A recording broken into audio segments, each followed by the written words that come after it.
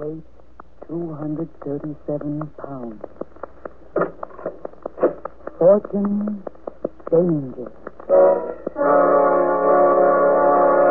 Who is it? The Fat Man.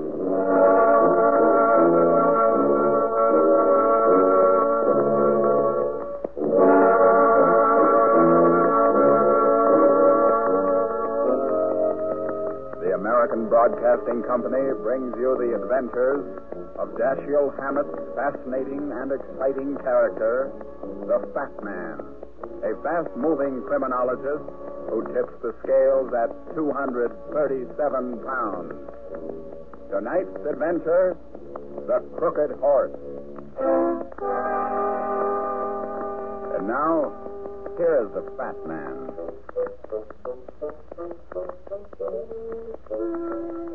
You know, if a young man told me he wanted to be a detective and asked my advice, I think the most important thing I could tell him would be this. The life of a real detective isn't made up of silk dressing gowns, briar pipes, and intricate clues any more than the life of a real soldier is made up of pretty uniforms, parades, and bugle calls. They're both tough, hard businesses. And no matter what the sweetness and light boys say, it just isn't a fact that every criminal has a yellow streak down his back any more than it was true that every enemy soldier was a coward at heart. Sure, there are yellow crooks, but not all of them, because it stands to reason that a job of violence simply won't appeal to a man who scares easily. And believe me, whether you like it or not, this is a mighty important thing to know when you're dealing with a murderer. The girl wasn't beautiful, but there was a straightforwardness about her that spelled brains. There wasn't any coyness or fear in her voice, and she looked me straight in the eye. I liked her. She tossed her perky little hat on my desk and tapped the cigarette on the back of her hand. I heard a murder in room 610 of the Parker Hotel at 2:30 this morning. Oh, this isn't the police station, Miss, Farley. The police wouldn't be interested, Mr. Runyon. Why not? Because the body of the dead man is gone. The hotel doesn't think there was a murder. In fact, the night clerk says there wasn't anybody registered in room 610. Oh, what's your interest in the matter? Well, what would you do if you heard somebody in the next room to yours murdered? Heard a door slam, heard running footsteps go down the hall, and when you looked through the keyhole, saw a dead man staring at you. I'd either go back to sleep and see if I couldn't have a nicer dream, or I'd go downstairs and tell a hotel clerk. It wasn't a dream, and I went down to see the clerk. He looked at the register, and there was nobody listed in room 610. We went upstairs. The room was empty. Did it look as if it had been occupied? No. That's why I came to you. Something very peculiar happened in that room last night, and I'm sure a man was killed. You said you heard this murder. What do you mean? Did something wake you up? No. I was in bed reading when I heard a knock on the door of the room next to mine. The door opened, and I heard a man's voice say, 1,001 pardons, but have you the time? Another man's voice answered, but of course, the time is now. Well, that doesn't make much sense. You're sure you heard that? Yes. It sounded so strange that I continued listening closely. I heard footsteps in the room, and then there was a slight pause. Suddenly, the second voice said, white. There was another pause, and the first man answered, black. And then I heard an exclamation of surprise or anger. From black or white? I couldn't tell. Almost immediately, I heard a soft, popping noise as if someone had set off a very weak firecracker. Then I heard a groan of pain and the slam of a door. Footsteps ran down the hall quickly. By the time I opened my door, the hall was empty. You know the rest. Did you get a good look at the man's face through the keyhole? Yes. It was directly in front of the keyhole. He was sitting in a chair facing the door. His body had slumped back, but his head was hanging to one side. His eyes were wide open. Light was staring. on in the room? Yes, but it was off when I came back with the clerk. And there wasn't anything in the room that looked suspicious? Nothing. What do you make of it, Mr. Runyon? I think the hotel people are probably right. I think you had a very realistic nightmare. I tell you, it wasn't a nightmare. I'm positive of it. Why so positive? Because this morning I stopped at the hotel desk and looked in the box of room 610. If that room had been unoccupied, there would have been a key there. The box was empty, Mr. Runyon.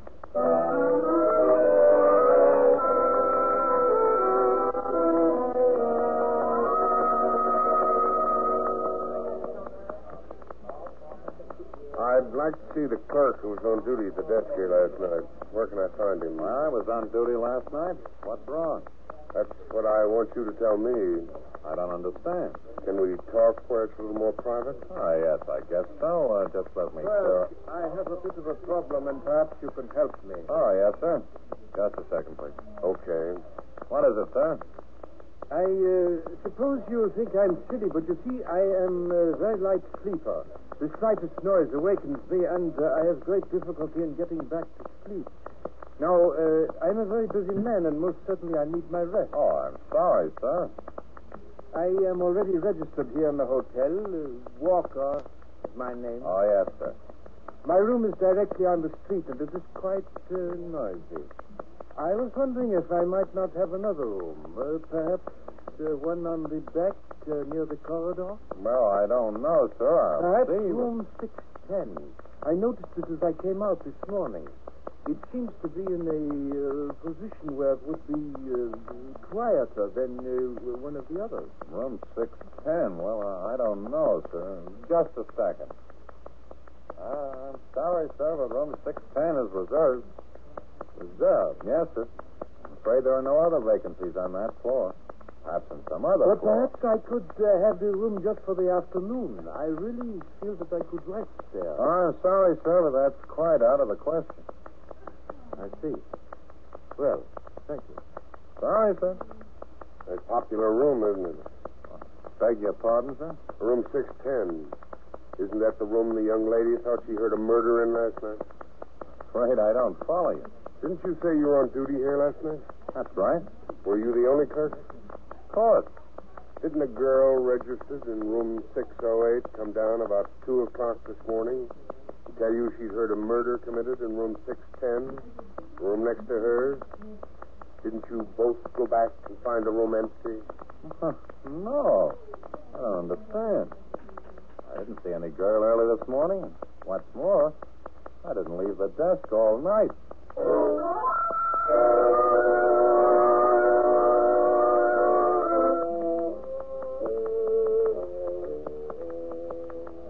I lit a cigarette and walked to the far end of the lobby where I could watch the clerk at the desk. 10 minutes passed. Then another clerk came on duty, and my boy said a few words to him and walked across the lobby to an empty elevator. The door shut. The hand on the dial swung slowly around to number 10 and stopped. There was another elevator standing open. I got in and rode up to the 6th floor. The corridor was empty.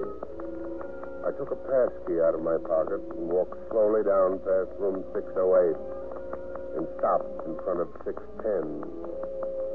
The pass key worked fine. I went into 610 and locked the door behind me. It was a typical second-rate hotel room. A double bed, a couple of chairs, a desk with some aged writing paper, and an unused Gideon Bible. A chest of drawers stood against one wall. Ill-fitting, faded wallpaper of an ancient hunting scene looked down on the room from all sides. I tried the dresser drawers first. 3 hairpins, a silk stocking with a run, and the stub of a theater ticket were all I found. The desk was empty, and there was nothing under the mattress or the ragged throw rug in the center of the floor. On top of the desk stood a glass bowl of artificial flowers. My elbow was resting on the desk 6 inches from it when a key slipped into the lock of the door. My arm jerked around and hit the bowl. The key went out of the lock and footsteps ran off down the hall. corridor was empty when I opened the door. I closed it and locked it. Then I walked next door to 608.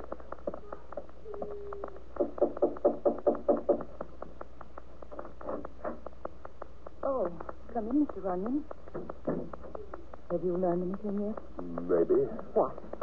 How long have you been here in your room? Oh, a couple of hours, I guess. Why? Hear anything in the next room? The one where you thought you heard the murder last night? Oh, no. No, I haven't heard anything in there. Why? Did you think... I don't know. Something isn't adding up, sweetheart. What do you mean? I mean, the night clerk told me he didn't see you last night.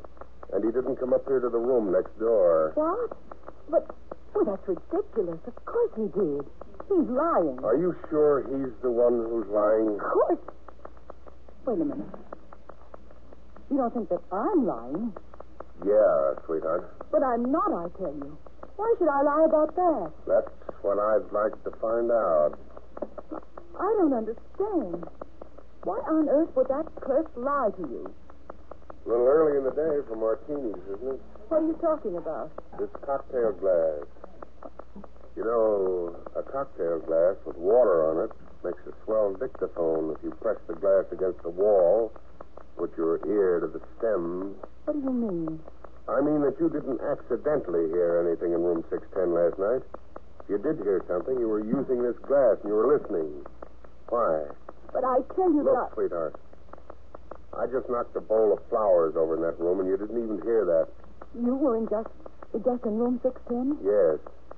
Somebody stuck a key in the door just before the flowers went over. It couldn't have been you, could it? Why, no. What did you find in the room? Nothing. What did you think I might find? I don't. Now, come clean. If you want my help, you've got to tell me the truth. What's it all about? Why were you listening against the wall last night? I can't tell you that. Okay, honey. It's been nice knowing you. Oh, no, wait. Please, I need your help. Well, then talk. And talk straight. All right. I guess there isn't anything else for me to do. Promise me, though.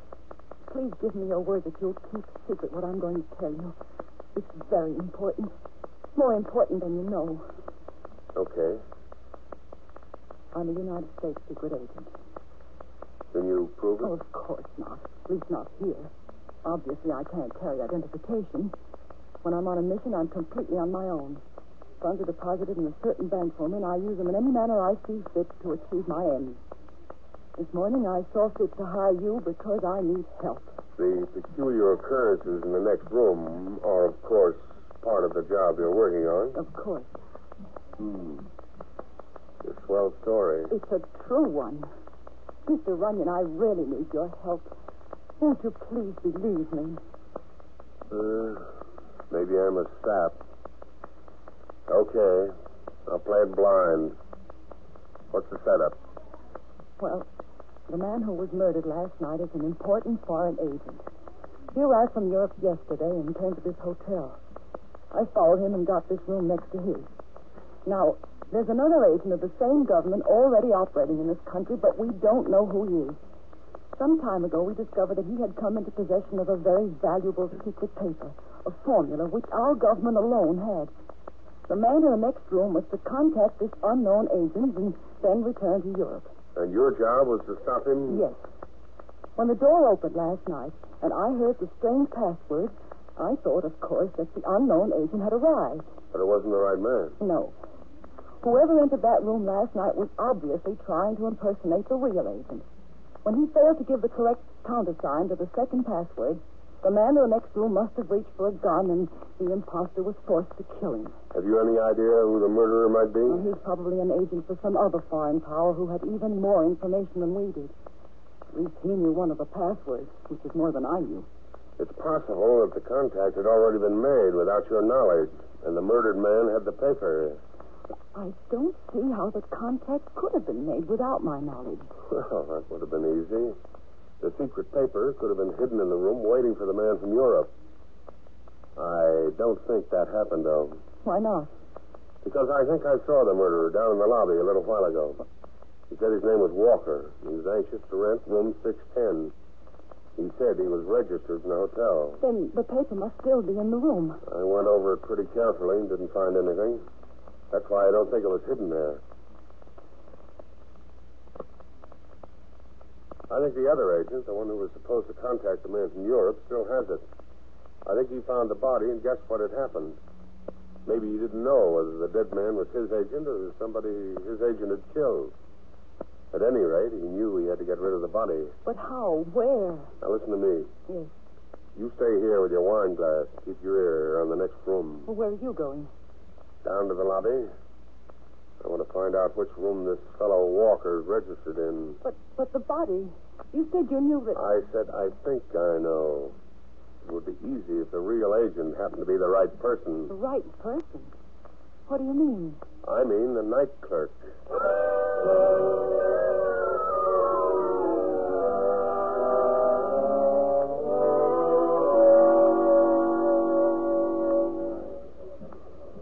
Can I help you, sir? Yeah. I'm looking for a fellow who works here as night clerk. Mr. Evans. Yeah, that's the fellow. Is he around here now? Why, he went off duty a little while ago. He was on all night, so I imagine he's asleep in his room. What room does he have? He's in 1003. Thanks. Not at all, sir. Oh, by the way, I believe there's an old friend of mine here in the hotel. His name is Walker. I wonder if you could tell me what room he's in, too. Certainly, sir. Just a second. Walker, I don't seem to... Oh, yes. This must be your friend. Henry Walker? Yeah, that's the one. Well, I'm afraid you're too late, sir. Mr. Walker checked out of the hotel about half an hour ago.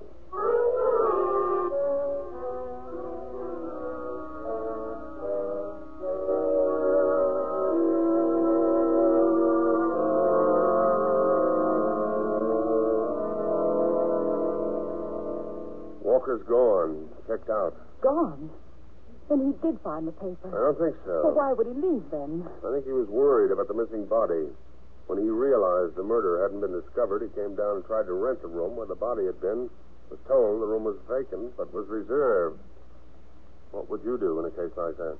You mean he guessed that the night clerk must be the unknown agent? Exactly.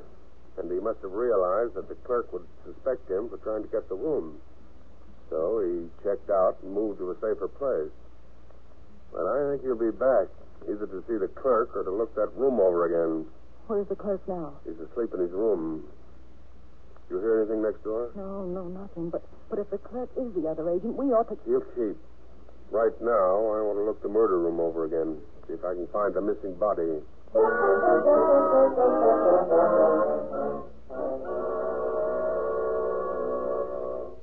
That's the chair the dead man was sitting in when I looked through the keyhole. Yeah, I know. What are you going to do? I'm going to try and figure something out. After you heard the muffled popping sound, which must have been a gun with a silencer, you heard the door slam. Then you heard running footsteps going away, right? Yes. And by the time I opened my door, the corridor was empty. This door was locked. It was about 15 minutes later that the clerk and I came back up here. So if the clerk happened to be on his way up here when you were going down, he could have passed you in the elevator. Then he discovered the body. Exactly. A dead man is hard to move. It didn't take the clerk long to hide the body, so it must be near here. Maybe the room across the hall. Let's take a look.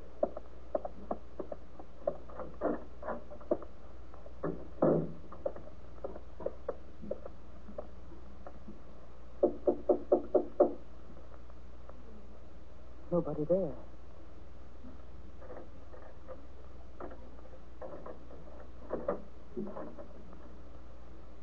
Somebody asleep in the bed. That's what the hotel maid probably thought, too. He's a smart boy, that clerk. Look. Yes, that's the man. The man I followed from the airport. The man sitting in the chair. Stiff as a poker. He was shot all right in the heart. Here, help me go through his pockets. All right. Had a suitcase when he arrived. Not in the room. The clerk probably got rid of it or took it to his own room. He could carry that where he couldn't carry a body. You see anything here that looks like your secret paper? No, it's not here. The clerk's probably got it, or it's still hidden somewhere in the murder room. What are you doing? I'm going to cover this dead man up again. The chances are the body won't be discovered now for another 12 or more hours. I want you to go back to your room. Keep watching the room where this fellow was killed. What are you going to do? I think it's time I had a talk with the night clerk.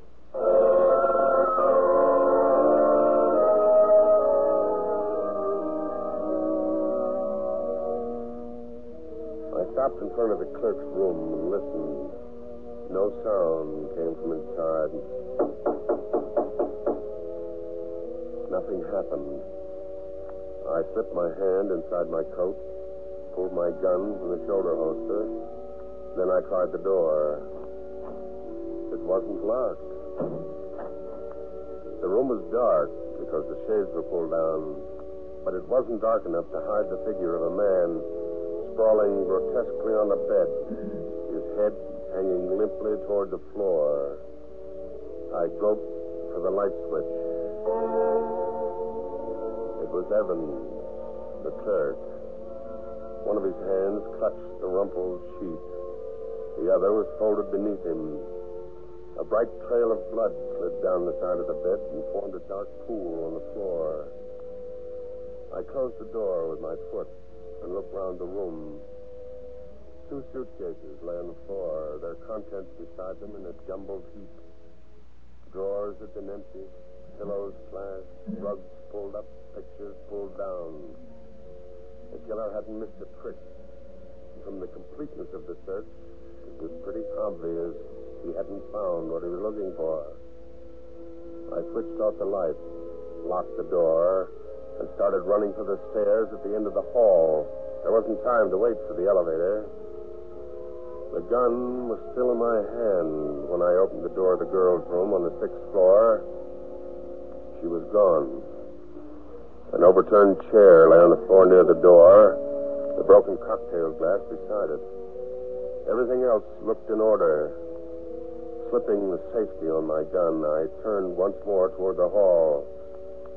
Then I stopped. Something moved behind the closed door of the bathroom. I yanked it open and stepped back. The girl lay on her side on the floor, her hands and feet tied with stockings. A wash rag stuffed in her mouth served as a gag. Now, just a second, I'll have these off. There we are. We've got to stop him. He hasn't found the papers yet. Quick, untie my hands. Right. What happened? Well, it was only a minute or two after you left. I was standing near the door, holding the glass against the wall, listening. Suddenly I heard someone fumbling at the door of the room next door. I opened my door as quietly as possible to look out into the hall, but he must have heard me. He was standing right in front of me. Got in his hand. You didn't scream? No. He hit me, and it's all I remember until just a second ago. I don't know how long I was unconscious. It wasn't long. I wasn't gone more than 15 or 20 minutes. But that's long enough. He hadn't found the paper, and that's why he came back. The clerk, what about him? Dead. Just before I got there. And the clerk didn't have it after all. It was hidden in the room next door. Walker's had time by now. He must have found it. Don't be so sure. Unless Walker is smarter than I think he is, the formula is still there. But where? I don't know yet. But we're going to have another good look at that room.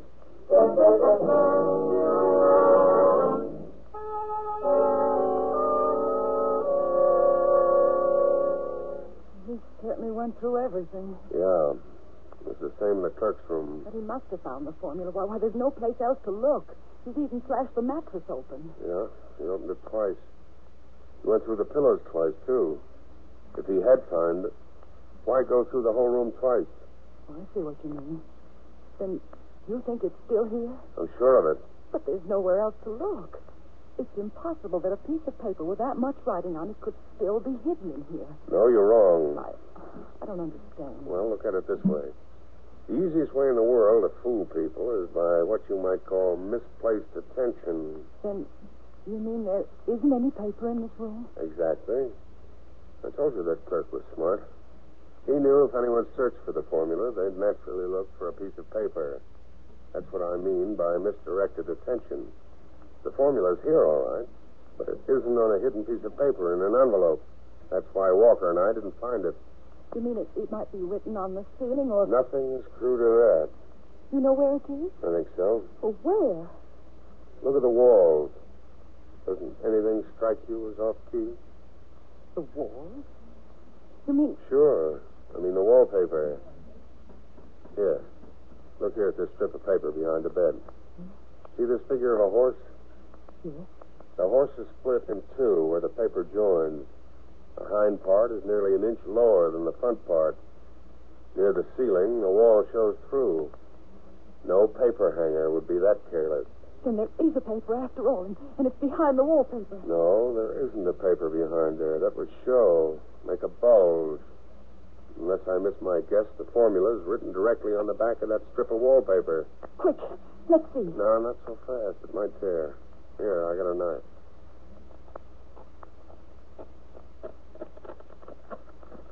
There.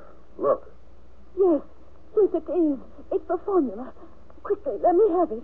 Thank you, my friend. Walker, Oh, so you came back. Put your hands over your heads quickly. how did you get... I'm better at opening doors quietly than you are, my dear. So you really were an agent. And I, like a stupid fool, thought you were merely the guest in the next room. I should have killed you then. You've done too much killing already, Walker. Or whatever your real name is. I have more to do, too. Very clever of you to find the formula. You would make an excellent man for this type of work. I like my type better. Keep your hands up high. Now turn around slowly, facing me. That's good.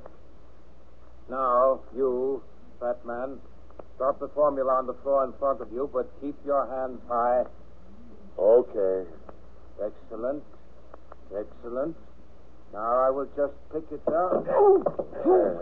Now you will get one. Yeah. Not fast enough, son. There's an awful chance kicking him when he bent over. He might still have been able to shoot. This life has made up for chances, sweetheart. Besides, I used to drop kick for my college football team. Is he dead? Yeah. That shot. Somebody must have heard it. Quick, we've got to get out of here. Here, give me the formula. Not so fast. I think I'll just hang on to this piece of wallpaper. But you can't. Give it to me. I've got to return it. Don't you see? Please, quickly, before somebody comes. I'd be a fool to give you this paper. How do I know who you really are? All I've got is your word that you're an American agent. But I am, I tell you. I am. Maybe. But I'm keeping the paper. No, please. It's important. It's got to get back to Washington. I still like your face, baby. Nice and looks honest. There's a fire escape back there by the window. Somebody from the lobby will be here in a minute. I'll see that the formula gets to Washington and stays out of this business. But these murders, these bodies. Leave that to me. If you're on the level, you'll be okay. You can keep on working and nobody will ever know who you are. If you're not on the level, well, that's the chance I take for liking your face. Besides, you haven't killed anybody. I'll get going. All right. But please see that the formula gets to Washington. Now, here's an address. Just take it there. That's all. Do you understand? Yeah, I understand, sweetheart. Move. Goodbye. And thank you. Forget it, baby. Operator, get me Sergeant O'Hara at police headquarters, quick. Sergeant O'Hara speaking. Runyon, O'Hara. I'm in room 610 of the Parker Hotel with a dead man. What, again? He's a murderer. You better hurry, O'Hara. Just a second. Hurry, O'Hara. This is important. Maybe hard to explain. The others, too. What others? The other two dead bodies hidden here in the hotel. What? You must be crazy. I can't help you get out of... Yes, you can, O'Hara. You've got to. The fate of a nation is riding again. Are you drunk? What's that mean? It means that I've got to make a very important trip to Washington, O'Hara. A very, very important trip.